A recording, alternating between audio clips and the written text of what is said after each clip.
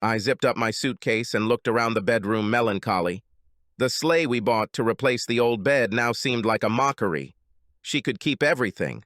I actually left her in a good position. The house was paid off. She wanted him more than I did, so let him stay with her. Our children's education fund was almost complete. Joey blew his chance at the University of Detroit and paid his own way through community college. Yesterday, we received notification that he can return to university. I'll release the funds from his education trust so he can get back on track. He seemed to have learned his lesson, and even better, it scared my daughter to stay the course. She finished her first semester with a 3.7 GPA. Carol and I debated whether to cut Joe off from funding, but I stood my ground. Part of growing up is realizing that you have to pay for your actions. I smiled sadly, thinking about how Carol would learn this lesson too. I took out my phone and printed out a photo I took this evening of Carol slow dancing with some guy. I left a photo, my wedding ring, and my lawyer's business card on the table where she would find them. I put on my jacket and left the house for the last time. I had been driving for about 2 hours when my phone rang. I knew I'd have to talk to her eventually, but now wasn't the time. So I put my phone on vibrate.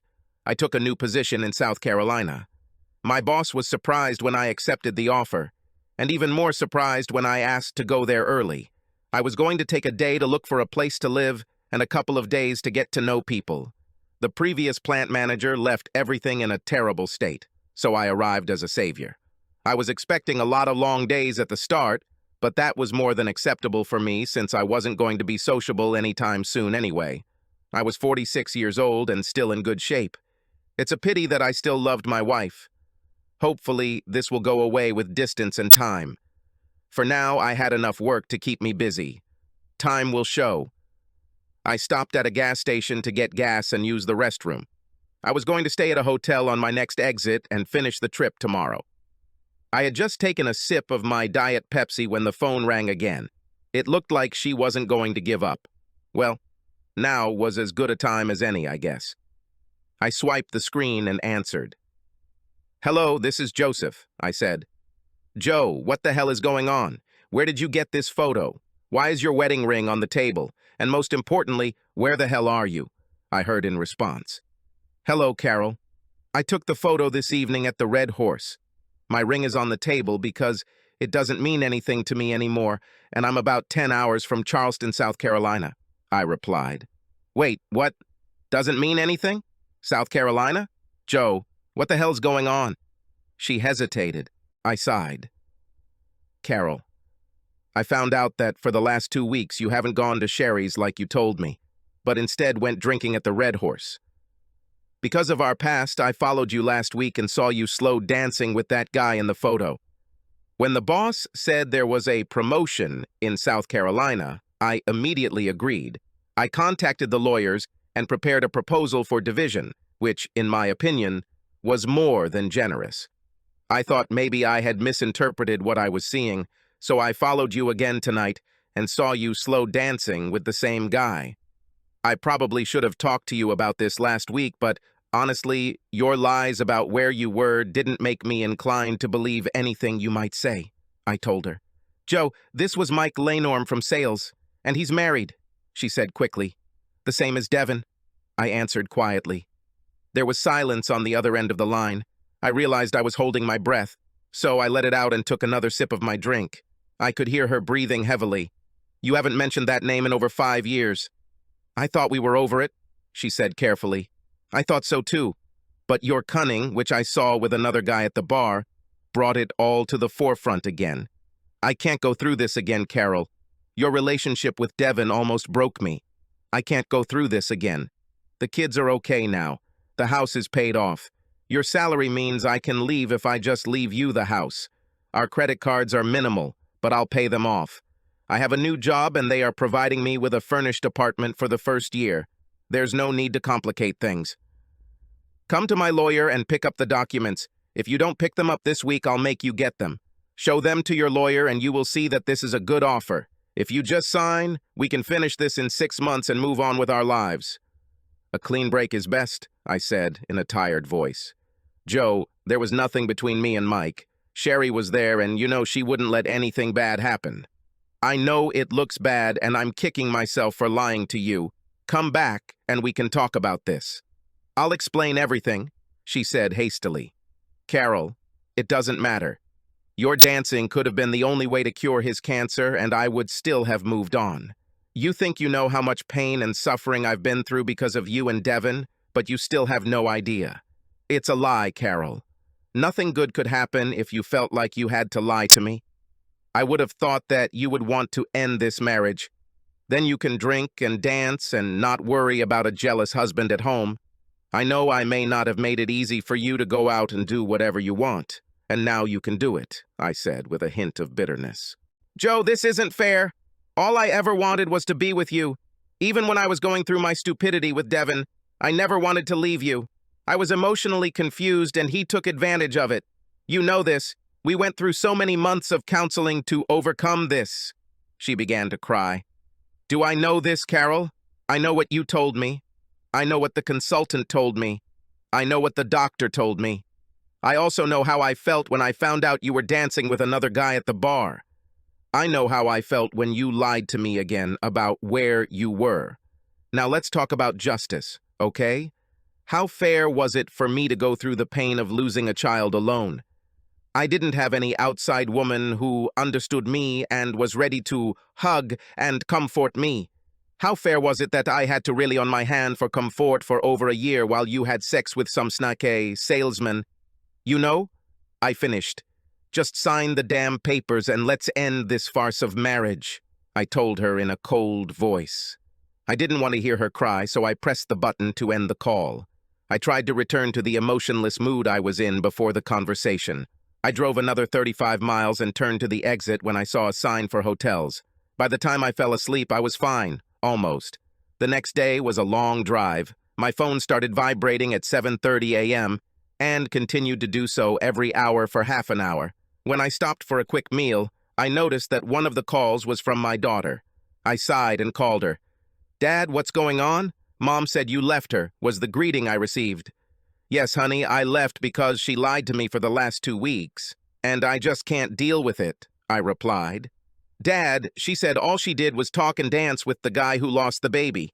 All she did was try to help. She says you got it all wrong and took the job in South Carolina without talking to her. Something else happened, Dad, so spill it, she said in her determined voice. Darling, you are already an adult, so I will tell you some details of where I am. When baby Casey died, your mom and I fell into serious depression. You may remember that Mom was completely disconnected for a long time. Someone needed to stay involved enough in the family to keep things running, so I took on that role. I learned that about 4 months after Casey's death, your mother began having an affair with a co-worker that lasted about 5 months. I was suffering alone, and she was getting help and sex from someone else. I stopped to pull myself together. I didn't know. Why did you stay with her? My daughter asked in a soft voice. Because I really loved her, but mainly because the price was too high at that time. Divorcing her would mean I would become a broke dad who only sees the kids on weekends. You children would have to deal with the breakdown of your marriage, along with the death of your brother. I would have to pay child support, spousal support, medical bills, and still wouldn't be able to live in the house. She was on bed, rest for 6 months before Casey was born, and did not return to full-time work, so her income was essentially zero. So I decided it was best to focus on family and do whatever it took to make our marriage work again. Focus on family and do everything we can to get our marriage back. Be with. She said her defense and did all the right things. Plus, I really love her. The thing is, I can't go back there again. Seeing her dancing with another guy was too painful. Even though they didn't kiss or anything, she lied to me and it all came back. I'm sorry, honey. I really hope this would work, but I just can't do it. I know this probably doesn't make any sense to anyone but me. But last night, the pain was as bad as it has been for 7 years. Back, I answered. Damn, Dad, I had no idea. I know we were all very upset about Casey. I can't believe she did this to you. What a bitch, she said with some anger. This is my girl. She always supported her father. Of course, she had me wrapped around her little finger, so it worked out. Britt, honey, I didn't tell you this to impress your mom. I only told you this so you would understand that I didn't just leave her for one dance. You're old enough to know that. She is your mother and she loves you. What she did to me. So I kindly ask you to stay away from it. Focus on your education and know that you have two parents who love you to death. I promise everything will be civil, and we won't drag you or Joe Jr. into this, I said. Yes, Dad, that won't happen, she replied with a hint of a smile in her voice. I need to take a minute and think about all this. I'll call you later today and I want you to pick up the damn phone. I know how much you like to switch off when you're stressed, but don't you dare do it. It's for me or Joe, or we'll find you and set up camp on your doorstep. I love you, Daddy, and hang in there, she said, hanging up. I was just leaving Ohio when I saw my son's number pop up. I realized again that sooner or later I would have to talk to him, so I answered the call. She's a wreck of a father, was the greeting I received. Joe Jr. and I had a good, if sometimes strained, relationship. I loved him to death, but we both dig when we feel we're right. This led to an interesting battle of wills as he navigated his teenage years. Usually Carol would step in and calm us both down when we both decided to stand our ground. She could make him come to his senses, whereas if I had said the same words in the same tone as her, it would probably have ended in a fight. Don't get me wrong, I loved my boy and would go through fire for him. I think we were too similar. I'm really sorry to hear that, son, I replied. She didn't do anything this time, Dad. If you forgave her, then why are you running away now? He asked. I was a little shocked. How did he know about Carol's affair? Did she tell you about this? I didn't think you guys knew. I answered, a few years ago I overheard a phone call where she was talking to this crap. I wanted to tell him they were done, and she was going to tell you that Friday, he replied. I had no idea what she was talking about, but I figured it was bad when you guys sent us to our grandparents for the weekend. That Sunday evening was the darkest day I had ever seen in the house. It was even worse than when you returned from the hospital without Casey. After a while, it dawned on me what she had done, he replied. Huh? I had no idea, I said. So what's the matter, Dad? Why are you running? I told her she was an idiot for lying to you, but she did nothing. Can't you at least go back and talk to her? You keep telling me to pull myself together and face my problems. Now it looks like you're being a jerk. Joe, maybe I'm being a jerk, and you can judge me all you want. When you are in my shoes, you can choose your own course of action. In the meantime, I'll tell you what I told your sister. Get out of my personal life. I can't tell you how proud I am of you for making the commitment to come back to U of D. I'm going to hang up now before either of us says anything we'll regret, me pressing the end call button. To be young and have all the answers. He really raised an important question that I tried not to think about. Why was I so upset and adamant now, 7 years after the affair ended? I hadn't even thought about Carol's affair for a couple of years before she started lying to me. I would like to answer this question. The only thing I could think about was that I had never truly forgiven her. But it didn't make sense because I've been really happy for the last few years. I really thought I had this figured out by now.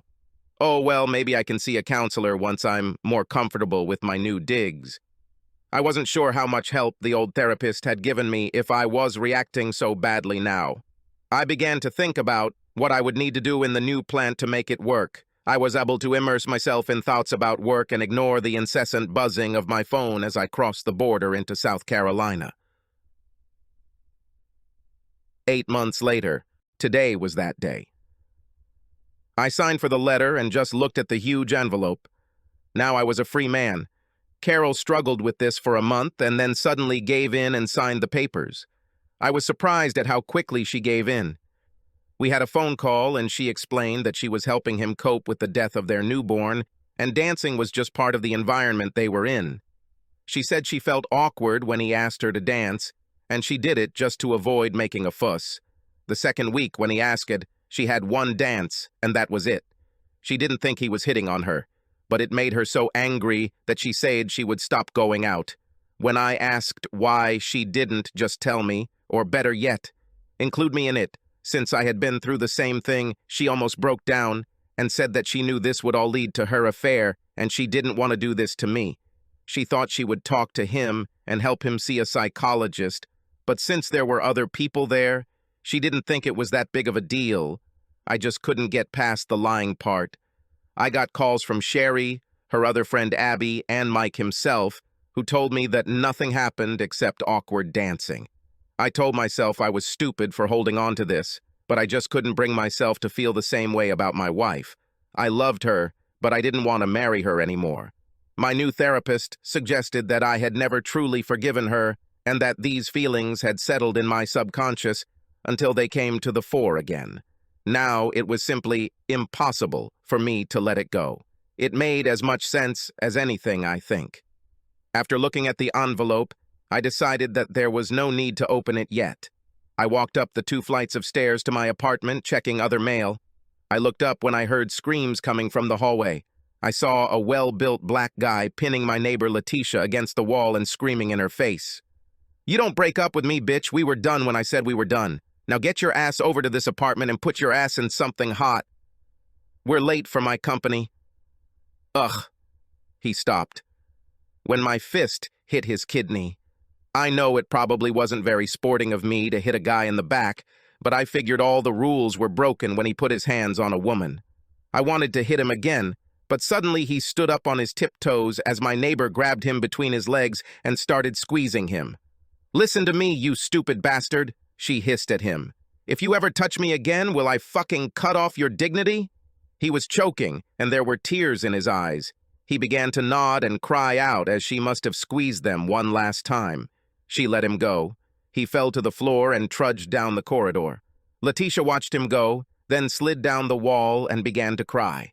I sat down next to her and gently placed my hand on her shoulder.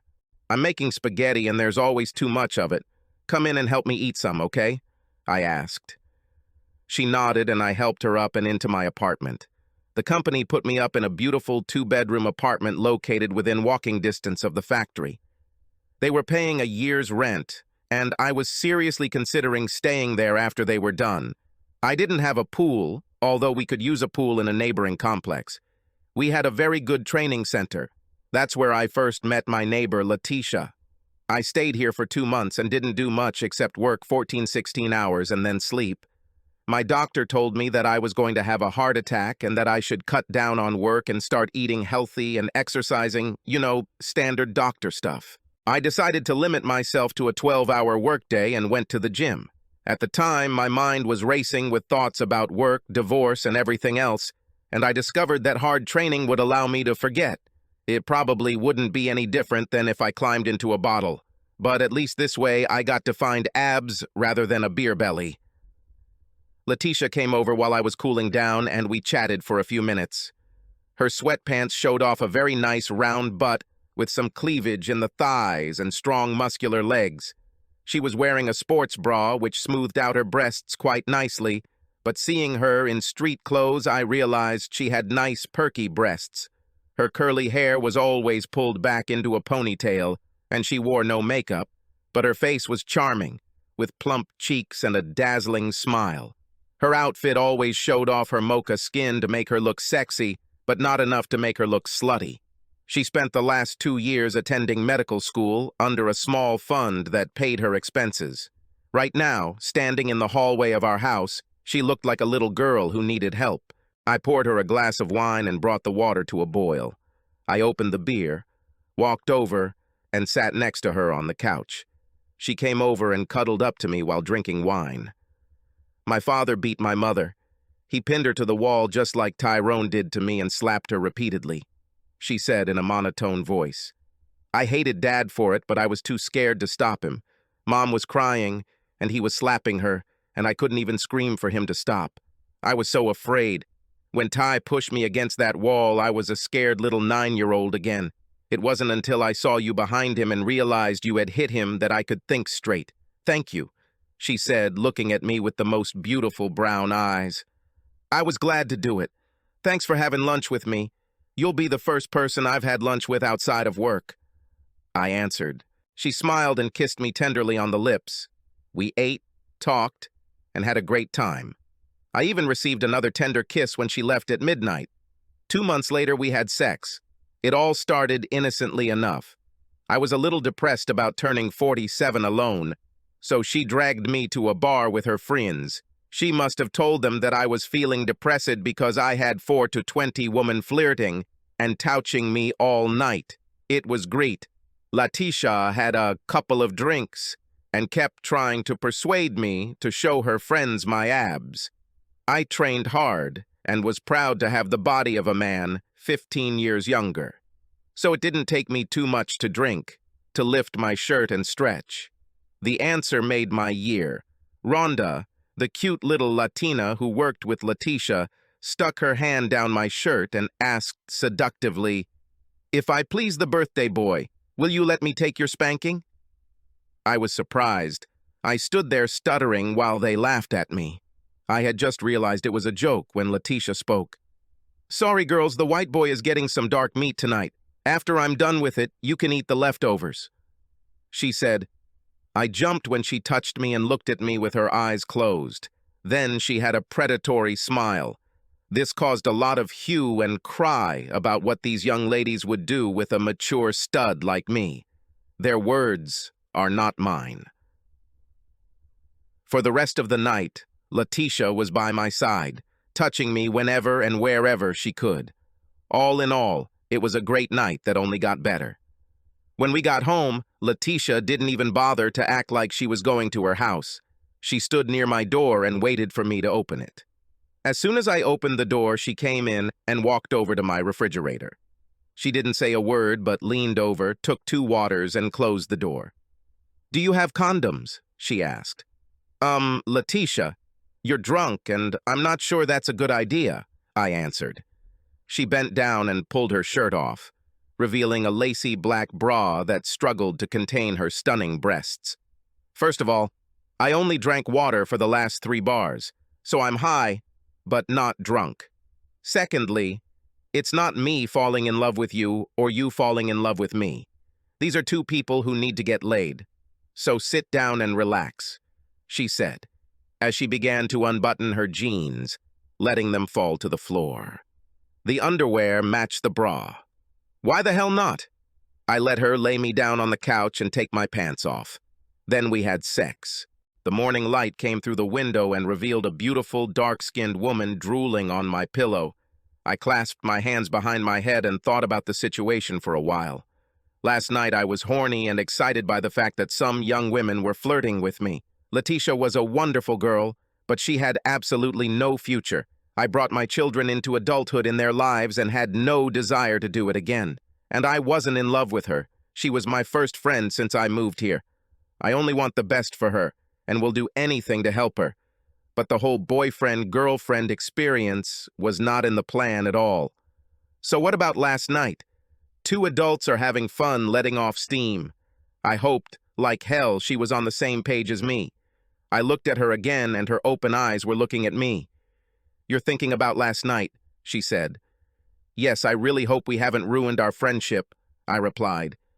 "Joe, you're a great guy and I love you to death. But we both know we could never get back together. I want kids, a house, a career, and the whole 9 yards. I need to go through the clinic, and then I will move to where I can find a good job. Nothing you've ever said has made me think you want another round of kids, cars, and house payments," she said with a grin. "Yeah, been there, done that, got the t-shirt," I said, smiling back at her. "So that leaves us with last night. I had a great time. I would love to have a great time again in the future. But if it's too weird for you, it might be a one-time thing. If you ask me, I would do it. I love making friends with benefits. There is no exclusivity. We remain friends.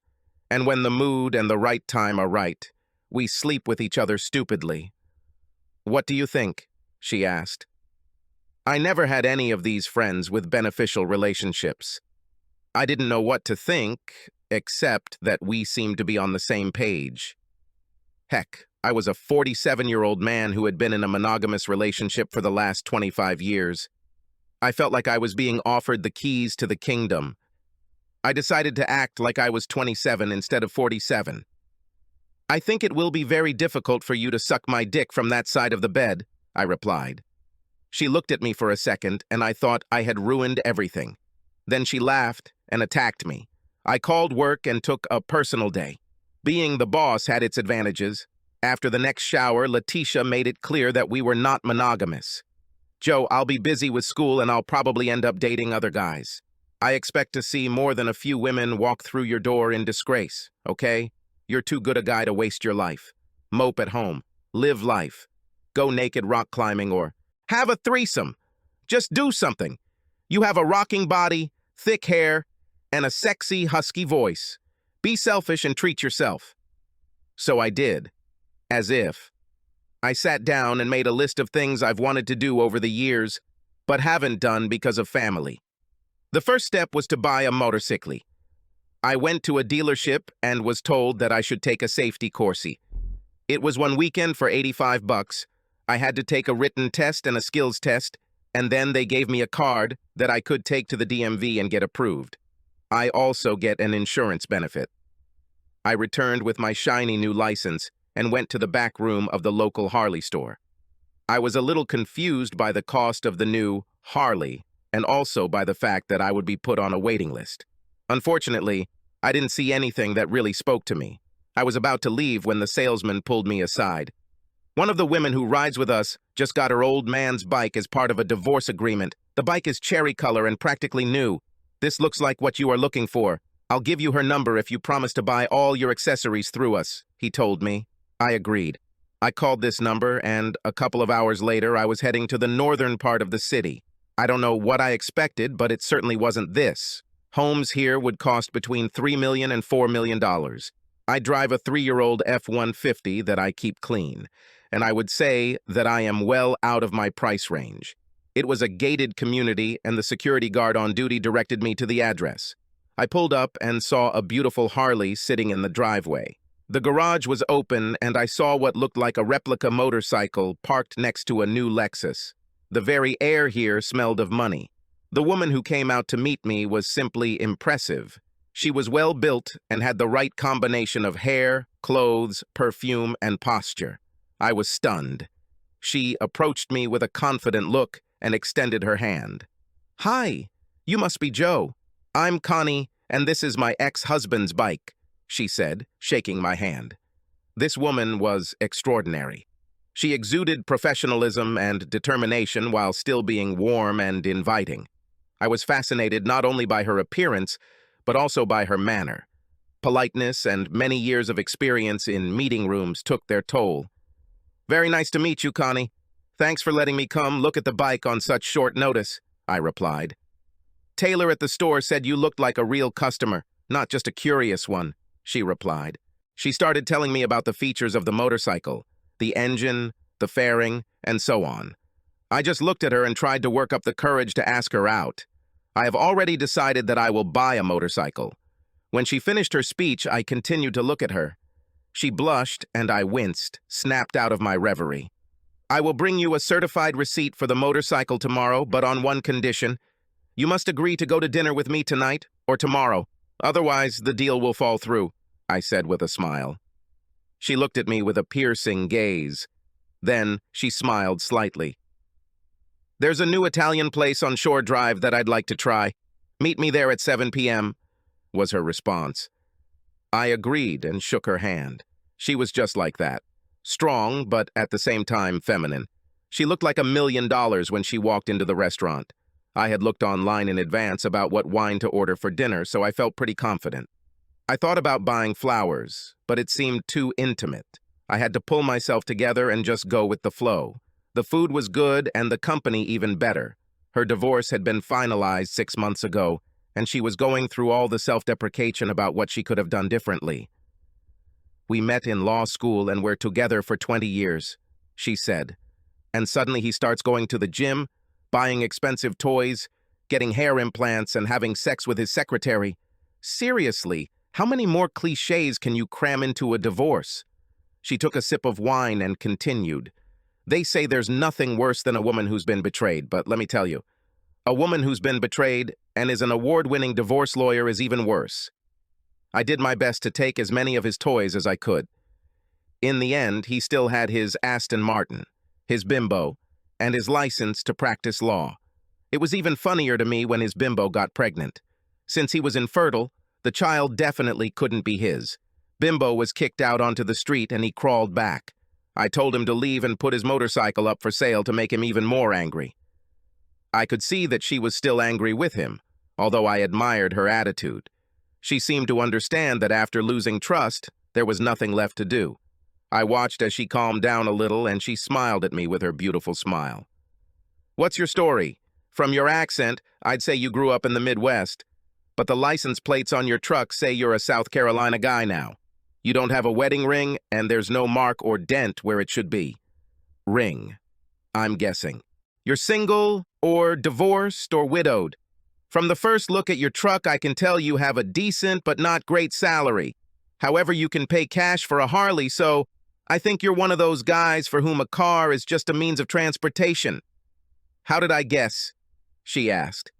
I smiled. "Pretty sure. I'm a plant manager at Allied Steel, so my job is pretty good.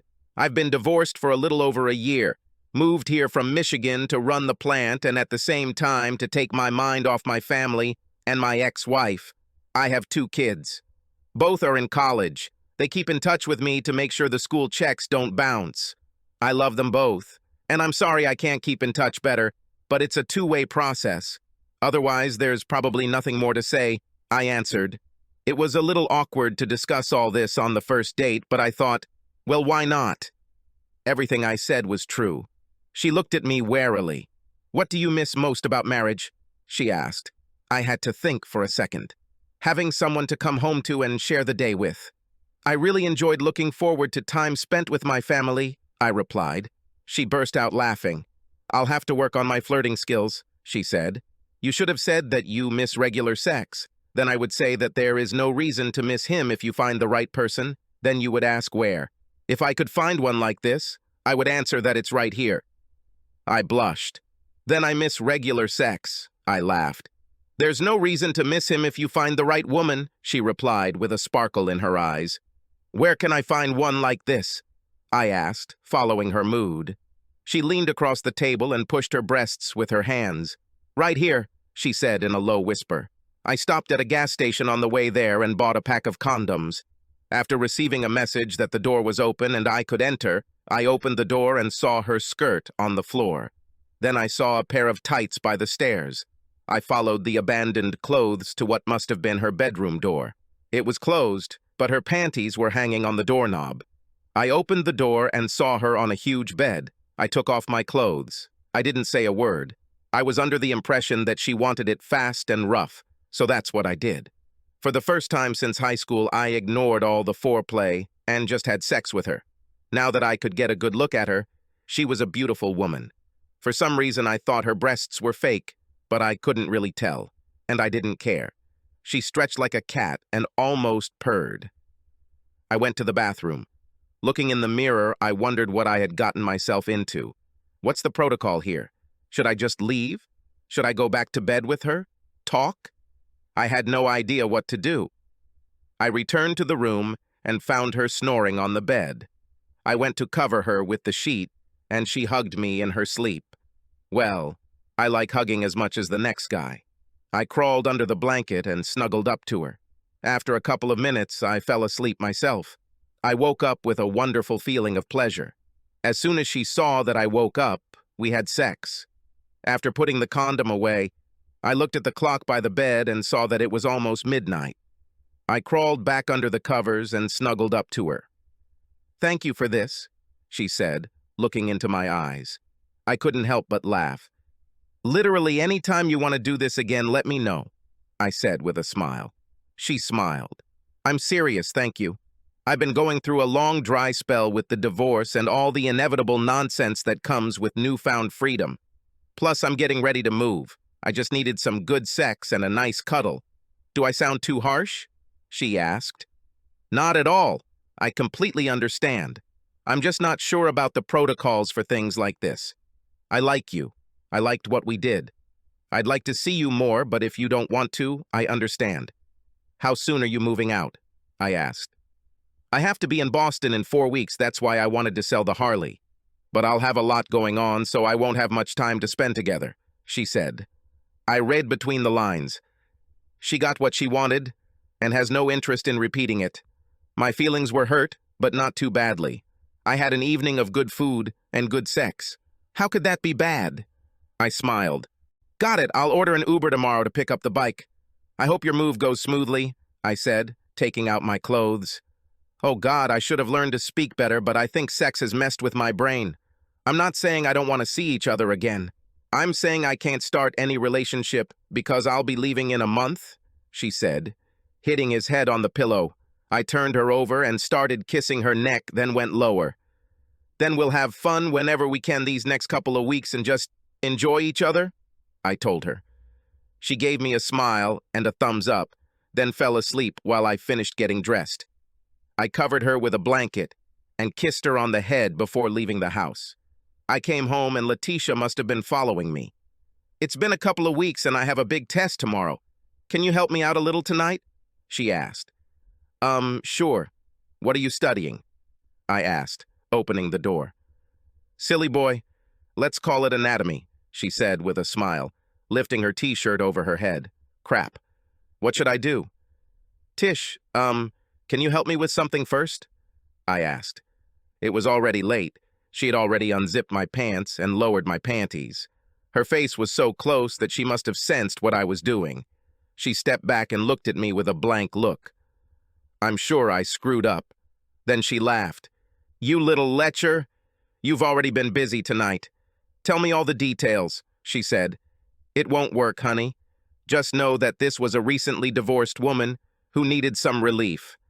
I think I was used as a human dildo tonight, but I don't mind, I replied. Letitia looked at me with appetite. Did you use protection? She asked. Yeah, I replied. Do you think you can do it one more time? She asked. I laughed. God knows I'll try, I said. Let me take a shower first, and we'll see. No, she exclaimed. I want you now. Okay. I'm 47 years old and completely out of my element. I sighed and thought quickly. I used a condom with Connie, who I was sure was clean. Letitia seemed to be in the mood for kinks. I decided to go for it. It led to the best sex I've had in my 47 years. The fact that I had already had sex twice that night led to a prolonged act. Afterwards, we quickly showered and dried each other off. We went back to bed, and she snuggled up to me. I took a minute to think about how strange my life had become before falling asleep. The next morning, I went to pick up the bike, and Connie was a little nervous. Okay, Joe, I don't usually do casual sex, but I'm just over the moon right now, she told me. I smiled at her. Casual sex isn't my style either, but if it's as good as last night, I might have to reconsider, I replied. Have you ever thought about moving to Boston? She asked me. I laughed and kissed her. No, I'm tired of the cold. I've spent enough winters in Michigan to know that I like the sun, I replied. She blushed. That made me sound weird, didn't it? She laughed. A little, I laughed with her. But seriously, we'll meet a few more times before you leave. Then you'll need to move to Boston, pick up some 20-year-old guy and teach him what you like. But don't fall in love with him too much, because I expect that when you come back here on business or on vacation, you will do it only with me. I'm so horny right now, she told me with endearing displeasure. We were standing in her garage, so I walked over and pressed the button to close the garage door. She looked at me with a questioning look, and then her eyes widened as she realized what I was about to do. We had sex. She turned and kissed me. It was one of the most erotic experiences of my life. Damn, why didn't we meet 6 months ago? She asked. 6 months ago, I wouldn't have known what to do, I told her. 6 months ago, I was still going through my divorce. So we'll chalk it up to bad timing and have fun while we can, I told her. Yes, she replied. I noticed and appreciated the condom, but I'm clean and on the pill. Safe sex wouldn't bother me.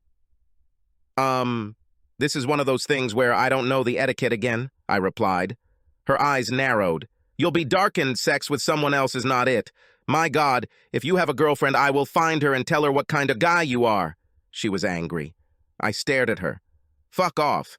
I don't have a girlfriend, but I do have a sex friend. She's a nice girl, and neither of us wants a full-on relationship. But if you think I'm the type of guy who would cheat, maybe we should break up right now. I told her in a cold voice. She stared back at me. Move on with your life, I said, starting the motorcycle. The women were crazy. Letitia laughed at my predicament. Listen, Joe, you're going to have to learn to navigate these situations. I can't tell you what to do. Every woman is unique. My friends and I are totally fine with friendships with benefits, but there will be women for whom it doesn't work. Maybe it's a question of generations. You are our unicorn. I raised an eyebrow at the unicorn remark. I'm speaking in general terms, but right now in our lives, we want someone who will treat us well, take care of us, satisfy our sexual needs, but not be clingy. Rhonda could call you and tell you that wants to blow off some steam. I'm sure you would go with her, make sure she was safe and have a good time, and then come back and have sex with her until the morning. She wouldn't have to worry about making you jealous or confront you on Facebook. If she didn't want to do something, she'd know you respected her wishes. You wouldn't brag. You'd treat her the same way you always did, right? Well, yes, but Rhonda is a great girl, and this must be the best time of her life to experience it. I can tell you, on the other hand, the house and the white picket fence are worth the price, I replied. She looked at me with bewilderment. Are you saying you regret something? She asked. I thought for a minute before answering. Yes and no. I love my kids, and I loved my family life, but looking at how it all turned out, I wonder if it was worth it. The bottom line of my hard work and living for my wife and kids is that I'm a 47-year-old divorced father who hasn't spoken to his kids in 6 months. I thought Carol and I would work a few more years after the kids left, and then buy a small house and go on a trip. Then she arranged an affair with him, asshole. After that, it was all about keeping the family together for the sake of the kids. I thought I had it covered, but now we know I didn't. From the age of 20 until a year ago, I knew what was going on and where I was going. Now I'm just kind of wandering. I mean, I had sex with a hot 20-year-old and a 40-year-old woman in one night. This only happens in letters to Penthouse, I replied. So wander around for a while, Joe, she said. You're 47, not 97. There's nothing wrong with exploring your life. I already told you to go out and do something. That still stands. It won't be me for the next 6 weeks because I have clinical classes up north, but get out of your head and enjoy life a little. Tell you what, say yes every time you can for the next month and see what happens. You need to find what you're looking for. Plus, I'll probably have a lot of pent-up energy when I get back, so if you don't mind, keep this weekend free and I'll make it a memorable one for you. I couldn't help but smile back. I kissed her on the lips and grabbed her ass as she left to pack her things. She truly was my best friend now. Even if we didn't have sex, she would be my main advisor. I took a moment to analyze my feelings for her. I loved her, without a doubt. But I wasn't in love with her. I knew she would find a wonderful guy. And when she did, I would be truly happy for her.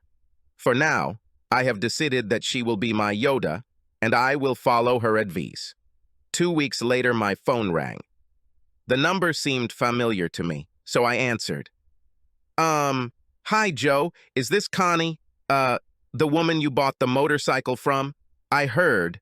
I could have gone 2 ways, but I saw no reason not to be nice. Hi, Connie. How are you? I said in a cheerful tone. I heard her take a deep breath. A lot to look forward to. Joe, I'm so sorry for the way I acted the last time we met. It took me about 20 minutes to calm down before I realized that you hadn't done anything wrong and were trying to be polite. It seems like I'm done with more cheese for divorce, she said quickly. Believe me, I understand. I haven't had to flirt or expose myself in over 2 decades. Times have changed, I replied with a laugh. Yes, they have changed, she replied. I'm still moving to Boston, but I have an awards show and going-away party next Saturday that I definitely need to be at. My ex will be there, and I'd love to show up with a handsome man on my arm. Accommodation and drinks will be provided by the company, Bill. You just need to come and accompany me for a few hours. We can spend the weekend together, or you can leave right after the ceremony. Will you be my date? With pleasure, Connie. Just one thing, I replied. I checked if my door was closed. What? She asked. If I spend the weekend with a sexy woman in a luxury hotel room, Be prepared for me to do unimaginable things to your beautiful body for many hours. Does that suit your plans? I asked, wondering if she would cancel the invitation. There was a long pause, and I began to worry. I was ready to retreat when she spoke again in a low, husky voice. Don't say that right before a meeting. I'm about to meet with a client and I'm already horny. I'll stop by a few stores and you'll have a weekend to remember, Buster. I have to go, but I'll send you the details. She said before hanging up. We had sex like rabbits. She must have spent $1,000 on lingerie and toys. When we found out that her ex was staying at the same hotel, she put on a bikini that was hardly acceptable, and we headed to the pool. She pointed at him, but I would have noticed him anyway. He was a guy with a small belly and a beginning bald spot who was angry with us all the time. His tribal tattoo looked funny on his pale, undeveloped shoulders. A few 20-somethings gathered at the pool bar, and I got a few looks from the girls as I swam for piña coladas. Suddenly, I felt two soft breasts pressing against me from behind, and one hand slid into my shorts while the other reached for my drink. I turned and kissed Connie passionately, pulling her hand out of my shorts. Let's finish these, and then go back to the room, I said, not trying to speak more quietly. The girls in the group began to banter and shout as Connie quickly downed her drink, trying to hide her blushing face, but her efforts were in vain due to the momentary frosty dizziness. As I walked past her ex, I reached into her tiny bikini and squeezed. We haven't looked back. The award ceremony was boring, but my date looked great. We spent the rest of the night dancing, and then I took an hour to love her body. We had another goodbye session in the morning, and I left to get ready for work. After I cleaned the apartment, I sat down with a glass of whiskey and thought about things. My feelings for Connie were exactly where they should be. Friends with benefits. The same was true for Letitia. Although I thought they were joking when they called me their bottle challenge, Letitia's all-female cast was just for fun. I was surprised how okay I was with it. It never occurred to me to think about a long-term relationship. What really bothered me was that I didn't know how to be myself. The bike was a good start, and I discovered that I loved riding and the feel of the open road underneath me. I decided that I would try skydiving at least once. I decided to grow a beard. Carol hated facial hair, but now I only had myself to worry about. I was thinking about getting a tattoo. A few years ago, I saw a cool compass and anchor design. At the time, I just shrugged it off. But now, why not? Another decision I made while drinking my whiskey was that I was going to start hiking and camping again. I liked it as a teenager, and Carol didn't mind it when we first got married, but it was never her thing. I laughed at myself, thinking that this is exactly what a midlife crisis is, but so what? For the first time in a long time, I felt excited about something. I had subscribed to our channel so that your second chaff doesn't cheat on you, and go ahead and listen to the next story, because this story is nothing compared to the next one. If you're under 18, don't even think about listening to the next one.